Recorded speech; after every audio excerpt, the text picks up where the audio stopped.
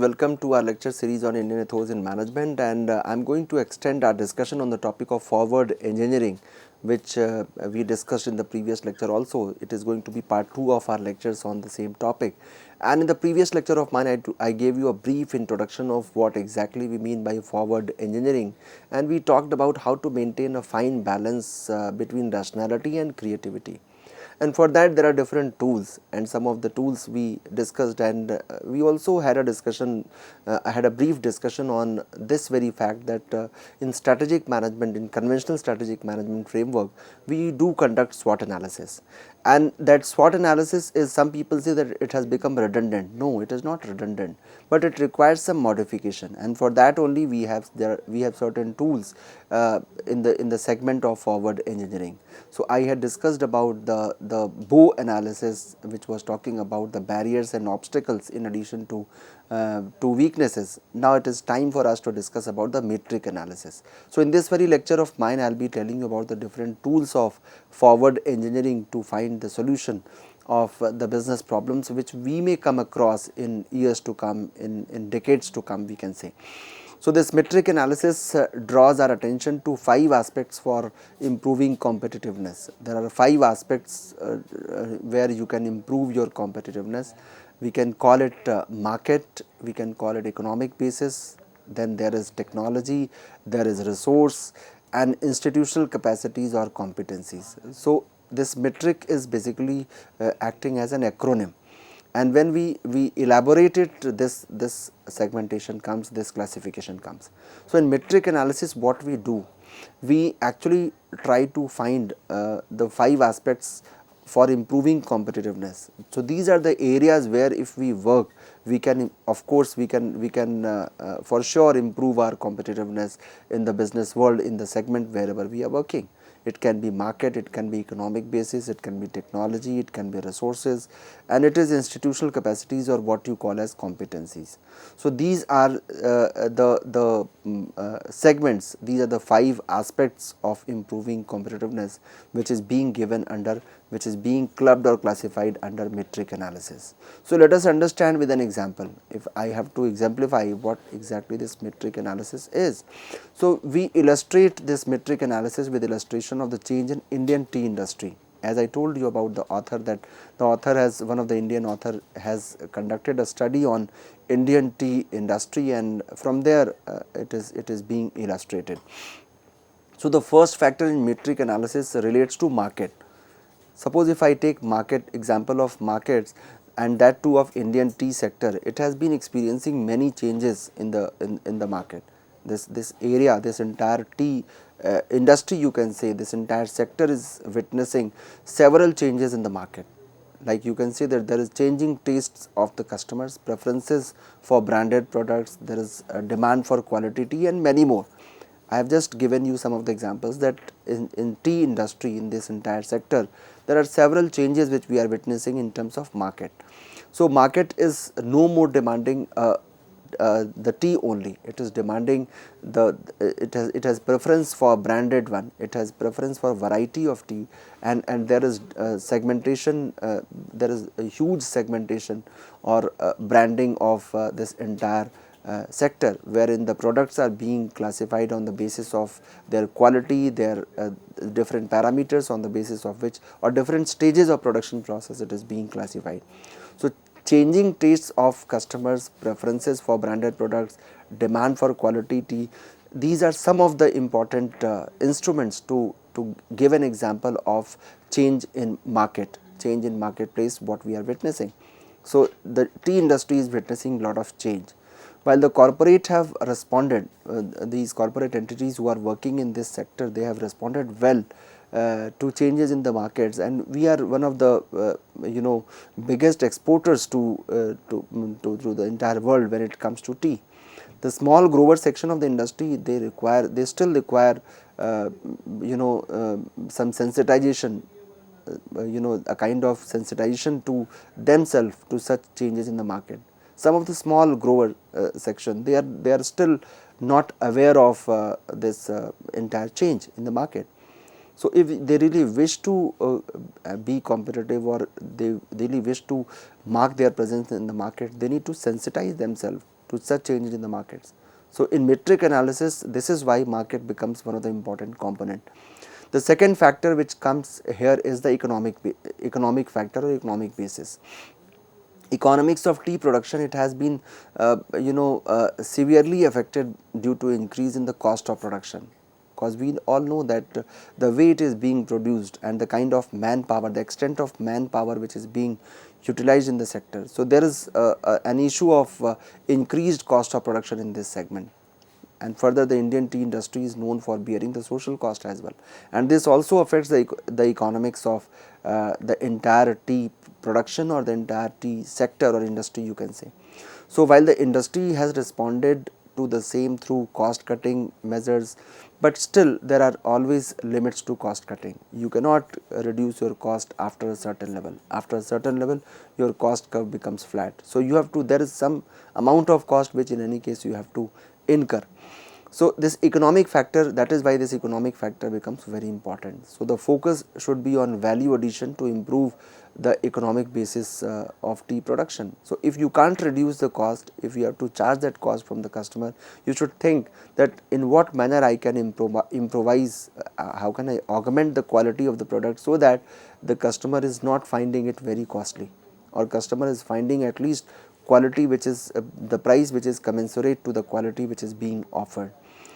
So the third factor, the second factor, that is economic factor, this is why it becomes very important, and it is indicating towards the cost and revenue situation of the company, or what you can say is the pricing scenario of a company which is there in the market, which is serving to a specific industry.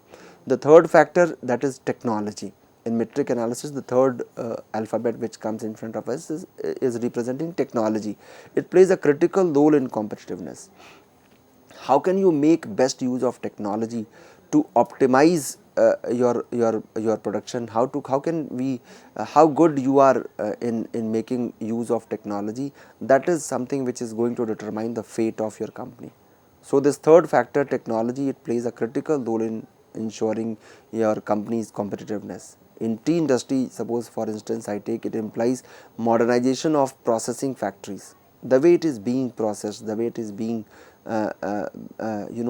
packaged. So the role of technology is not only help improving the quality, but also reducing the cost and of course the time in which you take in processing this entire production. So this tea industry, if I have to take example of this industry, it has responded well to adoption of technology to improve its competitiveness, and the result is in front of us. So the technology is another component in metric analysis. The next one is, the fourth one is, fourth factor for improving competitiveness is the resources, which is basically your resources of production. And here when we say resources, we talk about land, labor, capital and knowledge. These are four critical resources. So you have land, you have labor, you have capital, you have knowledge. So how do you deal with these resources in the production process? So there is a need to focus on productivity of all these resources, how productive they are. What is the productivity of land which I have? What is the productivity of labor, capital and knowledge which I have? So their productivity is levels of workforce is going to determine the quality of your product or services which you are offering, because that will get translated into the services which they are offering. So this resource is another important factor. And the fifth factor in metric analysis is competitive advantage. It is basically the institutional capacity, which includes managerial capacities of the organization or a specific sector. What is your managerial capability? What is the capacity of your management? That is basically the fifth factor into the metric analysis. While corporates, they are nowadays well equipped with the managerial capacity, this capacity building initiatives are still needed to actually ensure improvement in the managerial capacity of the medium and small grower segment of the industry. So the topmost industries of topmost companies of that industry, they might be doing well, but what about the small grower segment? Because we started with the example of Indian tea industry, we need to understand that not every grower is actually using this kind of analysis, that they are very good into technology, or they are very good into in terms of economic component, or they are very good in terms of resource management, ensuring the productivity of resources. So that we need to understand. So this implies taking up the capacity building and HRD initiatives within the sector, that within that specific sector you have to actually take up capacity building and HRD initiatives. So it is here, it is very much noteworthy, my dear learners, that in metric analysis the first factor is market. So market is one of the important component, and that is why it draws our attention to market, in contrast to many other mantras which tend to focus on production or the supply side. People say that we have to look at the supply side, we have to look at what production we are making, but at times they do not look at the market, and the moment you do so, you get myopic, because whatever you are producing, whatever you are going to supply to the market, we should first ask the market what exactly market needs. We should ask ourselves whether market need that product what we are producing, or we are simply thinking whatever I have produced I will be serving to the market and they are bound to buy that. And this is the reason why in metric analysis the component M, that is market, it is given the first place. That actually shows the comparative strength of this very component of the metric analysis, that market is something which is very important, and that is why it is the first factor, and we need to always keep into our consideration, always keep into the top priority of ours, that whatever market demands, that we should do. It may also be observed here, my dear learners, that in metric analysis the demand side is integrated with organizational and institutional factors. So you have to integrate your demand side with that of organizational and institutional factors. And this entire discourse of forward engineering which I told you here, since we are discussing about different tools and techniques, there is a research paper on forward engineering for strategic gearing, conceptual framework, published by Professor Subhash Sharma in Indian Journal of Public Administration. It was published, and there is another piece of work on forward engineering for strategic gearing, the Indian tea industry, by the same author Subhash Sharma, which was published in Management Review, IIM Bangalore. So this is basically a piece of work by one of the Indian author, which is one of the best contribution to the Indian ethos in management when we talk about the forward engineering. Now moving ahead to the next tool after metric analysis is scenario mapping, that is also known as Cinemetrics, CINE. When I say Cinemetrics, it is another important analytical tool for this very area of forward engineering. Cinemetrics stands for 4 factors. Again, it is an acronym, CINE, and all 4 alphabets, they are representing 4 factors which affect the decision of any business enterprise. So while doing the scenario mapping, we have to understand that the Cinemetrics, all 4 components, all 4 factors of Cinemetrics, they are going to have some impact on our business decisions. And when we say Cine, it can be classified into 2 parts, CI and then NE. CI stands for controllable and internal, and NE stands for non-controllable and external. So we are classifying here, while doing the scenario mapping, we are classifying these 4 factors in 2 broad segments. One is controllable and internal, because we all understand that those components which are internals, at most of the times you find them to be controllable in nature, and those which are external, of course they are beyond our control. So that is why this classification is like this: controllable, internal, and non-controllable and external. The 4 quadrants, if we create a matrix, all 4 quadrants of the matrix indicating Cinemetrics, they indicate the controllable internal, controllable external. Suppose if I take internal and external as one classification, so we are finding controllable internal and controllable external.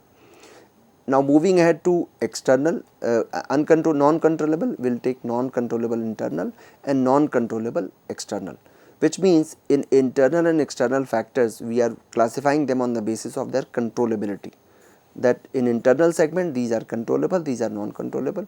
In external segment, these are controllable and these are non-controllable. This is the broad classification with which you can prepare a Cinemetrics, which is this is what we do in scenario mapping.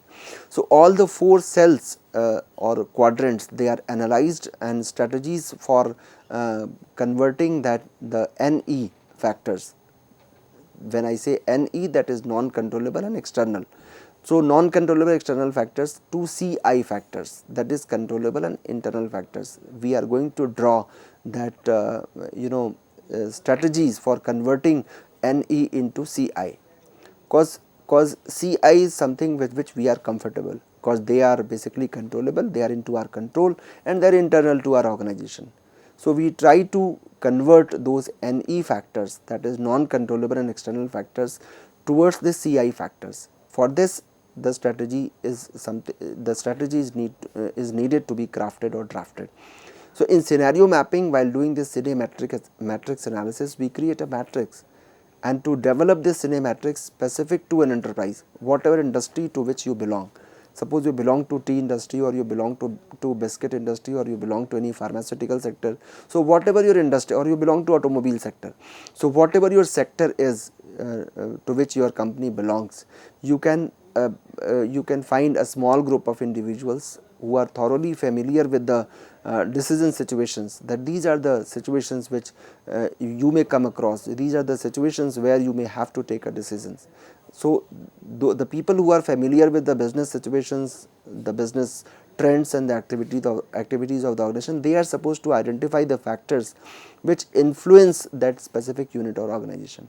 So, if I have to wish, suppose if I belong to pharmaceutical industry, I would actually make a small group of individuals who are well versed into the industry, who are very much known to the industry, or who have requisite experience in the industry of doing making decisions or taking decisions. You can take them and they can identify the factors which influence the unit or organization, and then those factors can be classified in the cinematrix, that you can segregate them into controllable, uncontrollable, internal and external. And by doing that classification of and forming the matrix, you can arrive at the situational configuration which managers are facing with respect to these factors. So, you can customize yourself. Scenario mapping, nobody can provide you a specific matrix for your organization. It is you who have to develop this matrix for your organization, because you know your organization better, you know your sector better, you know your industry better. So, in that industry, whatever factors you find, you have to simply classify them in under two heads. One is internal and external, and another is controllable and uncontrollable or non-controllable. So, whatever is in your control, whatever is internal, you can classify them on one side, whatever is uncontrollable and external, you can classify them on the other side. Because unless you create that cinematrix, you cannot find the best scenario for yourself, you cannot do the situational configuration which you are going to face with regard to your industry.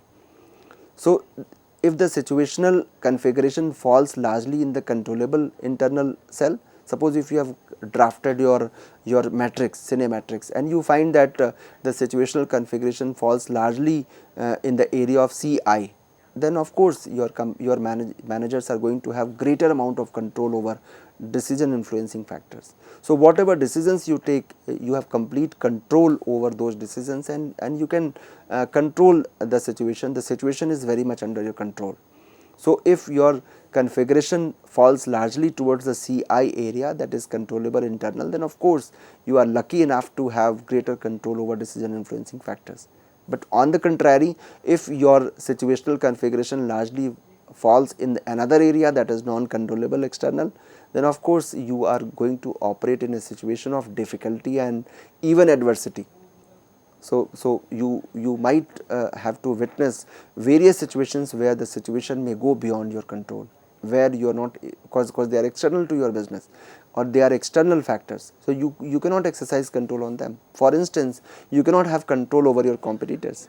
You cannot stop your competitors from producing the better quality products. So, my dear learners, while doing this scenario mapping, when you create this cinematrix and you find your situational configuration falling largely in the CI area, then of course you are lucky enough to have greater control on your decision making process. But if you are in the second area, that is NE, non-controllable and external cell of cinematrix, then your job is going to be very challenging, and then only you would learn how to deal with that situation of adversity. taking a decision in the adversity and then winning the situation is something which is worth noting, which is worth praising, which is worth appreciating. So, in scenario mapping, the managers need to take it as a challenge, even if their situational configuration largely falls in the area of NE and not in the area of not in the comfortable zone of CI, because NE is going to make you learn several things while taking your decision.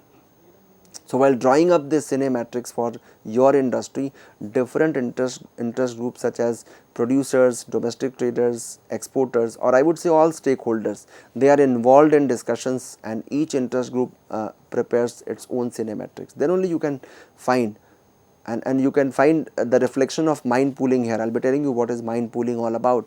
Even when we are doing scenario mapping, you take any technique of forward engineering, you would find in one way or the other presence of mind pooling.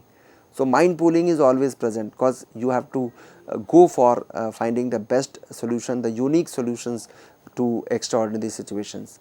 So, information from all stakeholders exercises is pooled together to get a cine matrix overview of the industry. So, suppose if you are doing this exercise, you are creating your cine matrix in one way or the other, you are again doing the mind pooling, you are actually using the mind pooling technique, because you have to make best use of the intellect which people have.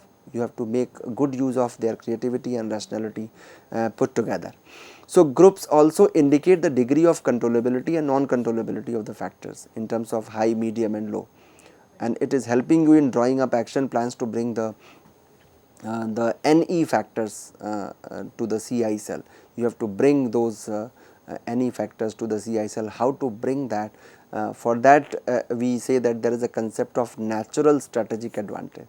How to take the benefit of the natural strategic advantage from where we get. In Arthashastra, Kautilya advises that after ascertaining the strengths or weaknesses of powers, place and time, Kautilya says very wisely that after doing the assessment of your strength, your weaknesses of powers, place and time, losses, expenses, gains and troubles.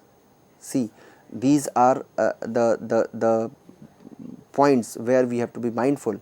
We have to ascertain the strengths or weaknesses of power, place and time, along with the losses, expenses, gains and troubles. What losses I am going to witness, what losses I am going to face, what expenses I need to incur, what gains will I have, and what troubles I am going to invite about myself and the enemy and of the enemy, troubles of myself and that of the enemy. The conqueror should march if superior in strength, otherwise stay quiet. So, Chanakya says that if you as a conqueror, if you if you find yourself superior in terms of strength on all these parameters, while doing the ascertainment of your strength, you have to ascertain your strength on the parameters of weaknesses of powers, place and time, losses, expenses, gains and troubles. If you find yourself superior in on all these parameters, Chanakya says, Kautilya says that you should march as a conqueror. Otherwise, if you find yourself weak on these parameters, then you should stay quiet. You should not march, you should not go ahead, you should stay quiet means you should actually stop yourself. This is called the scenario mapping, that whether I am capable of facing that war situation or not, whether I am prepared to go in the market or not.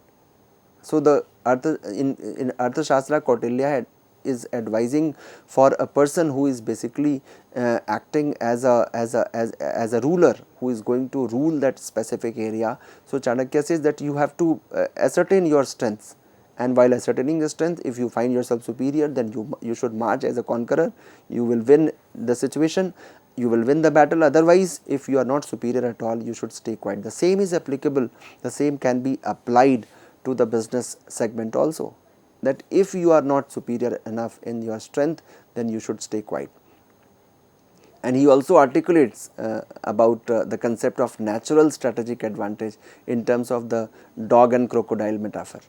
So, extending this idea, cine matrix analysis can be supported with what we call as SOSO window, SOSO window, and the analysis of strength and weaknesses and natural strategic advantage of self and other competitors. Here the do the so analysis, one S stands for the self and the other competitors is being represented by O. So, in competitive situations you have to do the so analysis, that is what is my the natural strategic advantage of myself and other competitors, what is their what is my competitors strategic advantage, that also I should keep in mind.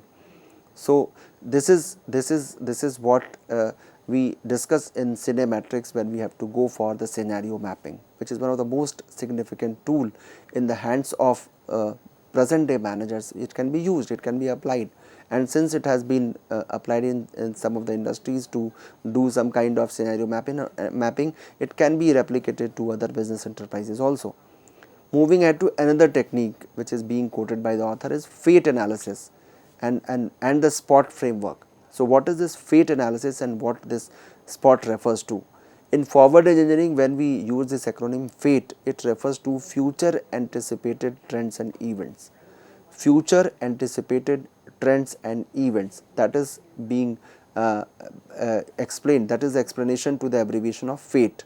In fate analysis, it can be coupled with capabilities and competence analysis for the purpose of anticipatory witnessing. It can be facilitated by both analytical and intuitional approaches to the specific trends and events. So, while doing this analysis of your future anticipated trends and events, we can actually use both approaches towards the trends and events. One is analytical and another is intuitional.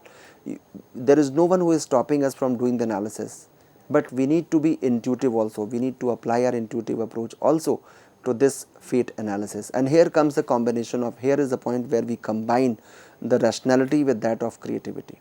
So, we should not forget the role of intuitional approaches when we are doing the analytical. We are using the analytical approach to analyze the future anticipated trends and events. Even impact matrices may be used to facilitate fate analysis. Closely connected to the fate analysis, there is another concept or tool which is being used increasingly in the area of forward engineering, which can be used in this segment, is the SPOT, that is space and pace of opportunities and threats. So, we are doing the SPOT analysis, that is space and pace of opportunities and threats. So, what is the pace of opportunity and threat? What is the space of opportunity and threat? That is equally important for us. As against in SWOT analysis, the pace of change gets due importance, because with the pace with which the change is coming in front of us, that also plays a very important role. So, SPOT analysis focuses our attention on a continuous assessment of the changes in the market space and pace. It is helping us in making the vision, strategies and action plan, what you call as VISA document for the organization. You can create your vision, strategies and action plans. So, as I told you, my dear learners, that this is another technique where we do the fate analysis, and the SPOT framework is with us for doing this kind of analysis. There are many other techniques also in the kitty of forward engineering. We have mind pooling, we have scenario mapping, and many other techniques which are there in front of us when we actually work on this forward engineering. We have anti-benchmarking for creating unique strategic positions. So, these are some of the techniques which I will be discussing with you in due course of my lectures, which I will be coming to you with in due course of time. I hope you must have enjoyed today's lecture of mine. Thank you so much.